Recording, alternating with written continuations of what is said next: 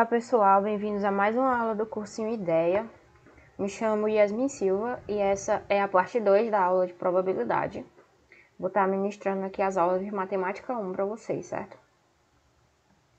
Bom, a aula vai ser dividida em 4 tópicos. O primeiro, teoremas sobre probabilidade em um espaço amostral finito.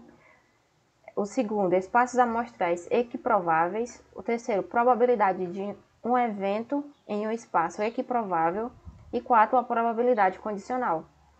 Sendo que o primeiro, que são os teoremas sobre probabilidades em espaço amostral finito, são definidos em 5 teoremas, que eu vou explicar mais para frente, certo?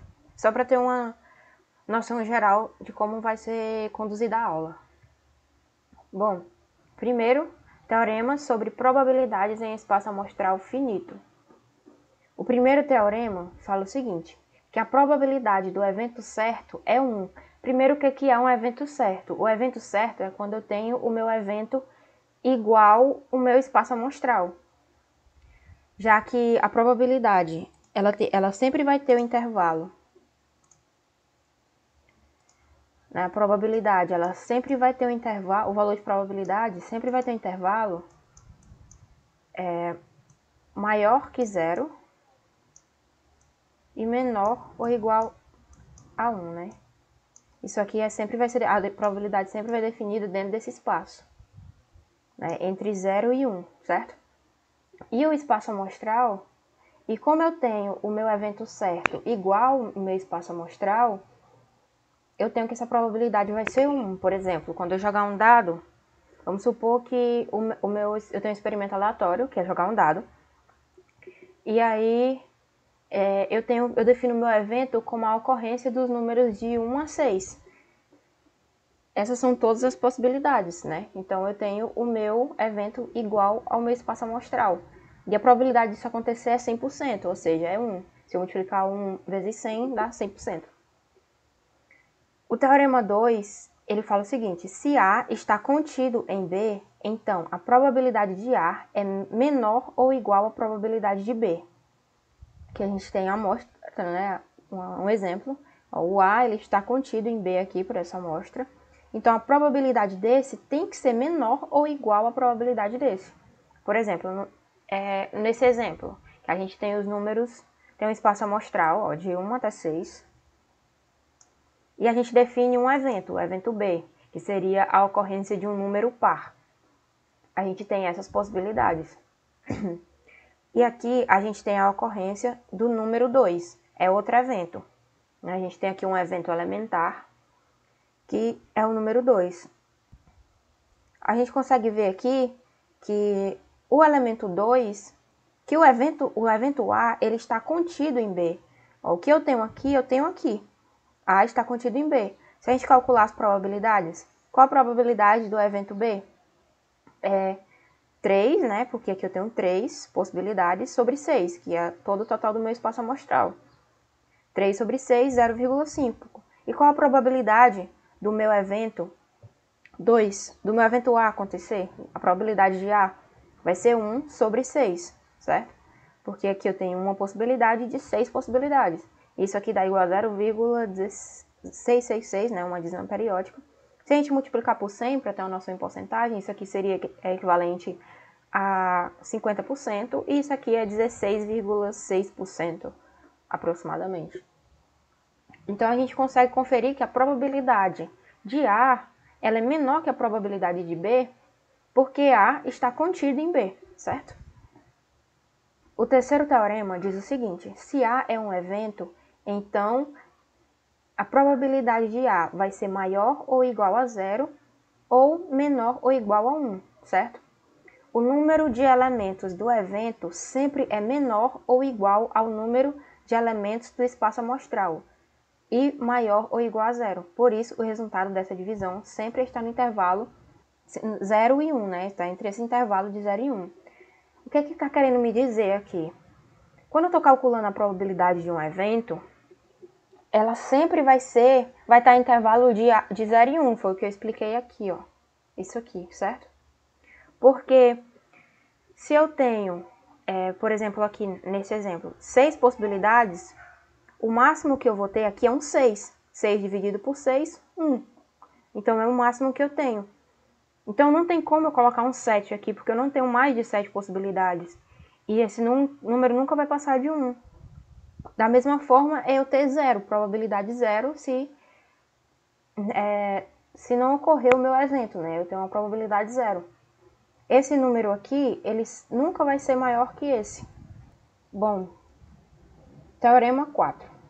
Ele diz o seguinte: se A e B são eventos, então a probabilidade de A união B vai ser igual à probabilidade de A mais a probabilidade de B menos a probabilidade de A interseção B.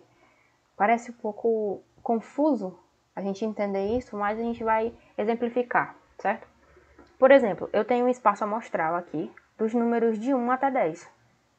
E aqui eu tenho o meu evento A, que seria, né, se eu tenho evento A e B são eventos. Então aqui eu tenho o meu A e aqui eu tenho o meu evento B. Dado que o meu A, ele é composto por esses números aqui, 1, 5, 6, 7, 2. E o B por 5, 7, 4, 9, 3. Vamos calcular a probabilidade do meu evento A acontecer. Eu tenho 5 aqui, né, ó. 5 sobre 10, que é o que tem no meu espaço amostral. 10 possibilidades. Então, eu tenho 5 possibilidades de 10, dividindo dá 0,5. Qual a probabilidade do meu evento B acontecer? É também 5 sobre 10, né, que eu tenho 5 elementos. E aí, agora a gente pode aplicar essa fórmula, certo? Se eu fizer a união desses dois eventos, eu tenho isso aqui, ó. Isso aqui que está representado aqui é a união B, que seria um novo evento. É isso aqui, ó. Tudo isso aqui é a união B. Então, para mim calcular isso aqui, eu preciso da probabilidade de A, que eu calculei, que é 0,5, a probabilidade de B, que é 0,5, e menos a probabilidade de A interseção B, que seria, no caso, ó, a interseção aqui seria os números que eu tenho em comum em cada evento, que seria o 5 e o 7. Então, eu divido 2 por 10, que é a quantidade que eu tenho aqui no meu espaço amostral. E aí, eu vou ter um valor de 0,8, certo? E o último teorema diz o seguinte: se A é um evento, então a probabilidade do evento complementar de A vai ser igual a 1 menos a probabilidade de A. Na aula passada, eu falei sobre o evento complementar, né? E eu citei que era como se fosse o inverso, e nada mais é do que o que a gente está fazendo aqui, ó. Vamos exemplificar. Se eu tenho um espaço amostral definido pelos números de 1 a 6, por exemplo, no lançamento de um dado, eu teria esse espaço amostral, a ocorrência de um número par, a gente tem essas 3 possibilidades. O evento complementar seria o inverso, que seria a ocorrência de um número não par, que seria, né, 1, 3 e 5, que seriam os números não pares.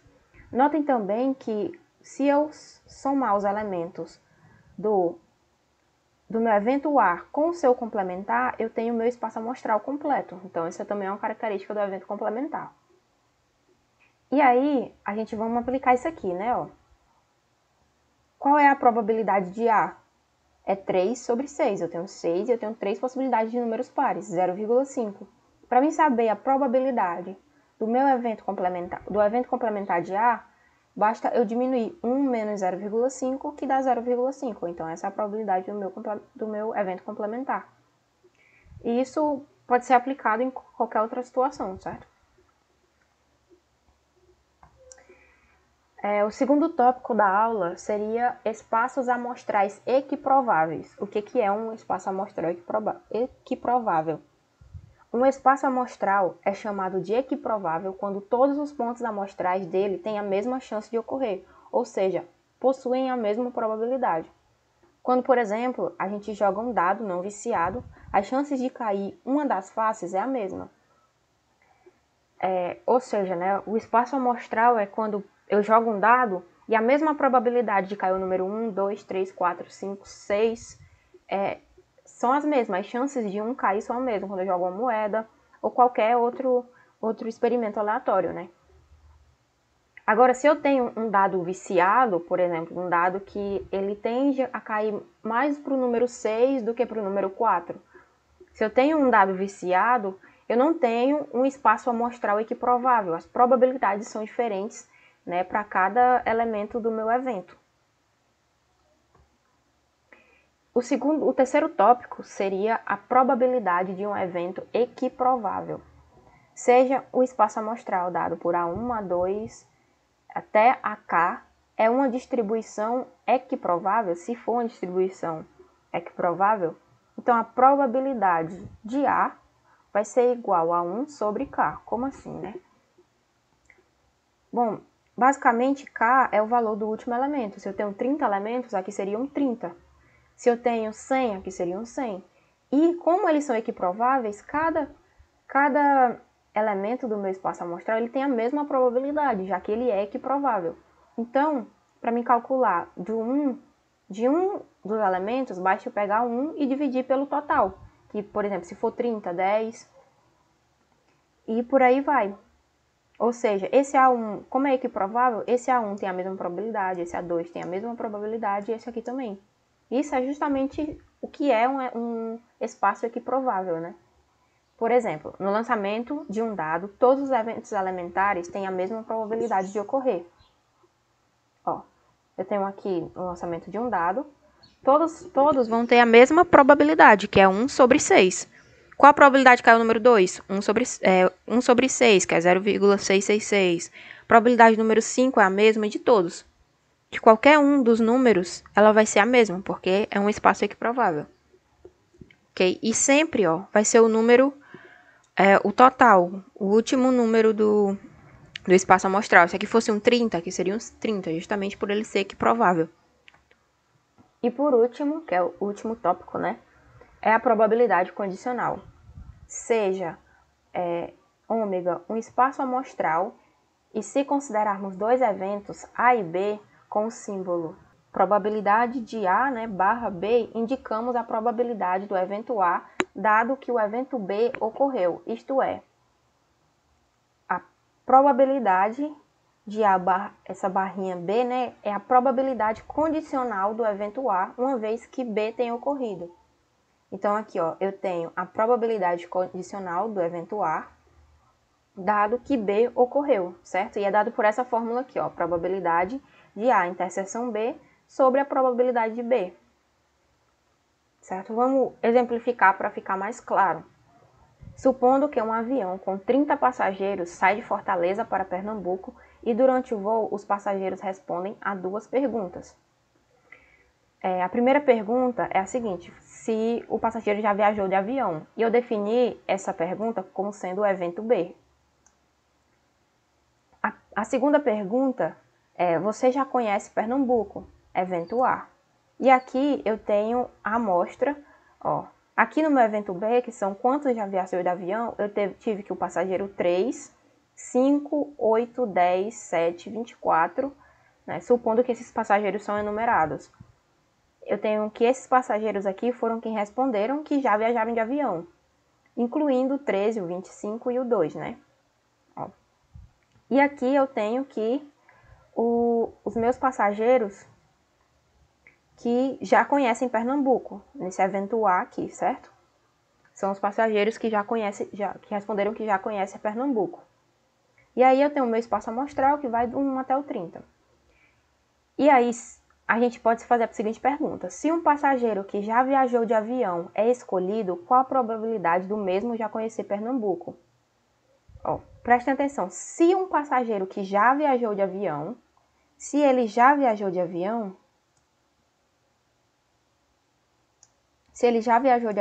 significa que o meu evento B está ocorrendo. E aí eu quero saber qual a probabilidade do meu evento A, que é conhecer Pernambuco, dado que o B já está ocorrendo. E é justamente isso que é a probabilidade condicional, certo? Então vamos lá responder. Passando aqui o slide, vocês conseguem ver aqui a fórmula, né, que eu expliquei. E aí, qual a probabilidade de B? Qual é esse daqui? Vamos calcular separadamente, esse daqui e esse daqui. Qual é a probabilidade de B? Vamos lá. Aqui, ó, vai ser 30, né? Porque eu tenho 30 passageiros. E aqui eu tenho, se a gente contar, 1, 2, 3, 4, 5, 6, 7, 8, 9, 10, 11, 12, 13, 14, 14. Esses aqui também entram, né? Porque eles tanto já viajaram de avião como já conhecem Pernambuco. Então, aqui eu tenho 14 pessoas que já viajaram de avião, que é o meu evento B. Então, coloquei aqui 14 sobre 30, que é a quantidade de passageiros que eu tenho, dando 0,46. Agora, a gente pode calcular a probabilidade de A interseção B, que vai ser... A interseção é justamente isso aqui, né? Tanto quem já conhece Pernambuco, quanto quem já conhece, quem já viajou de avião, que aqui é 3 passageiros. O passageiro número 13, 25 e o passageiro 2. Então, aí eu coloco 3 sobre 30, que dá 0,10, certo? E aí a gente pode dividir 0,10 por 0,46 igual a 0,22. Então, é isso, gente. Muito obrigada pela atenção. Bons estudos!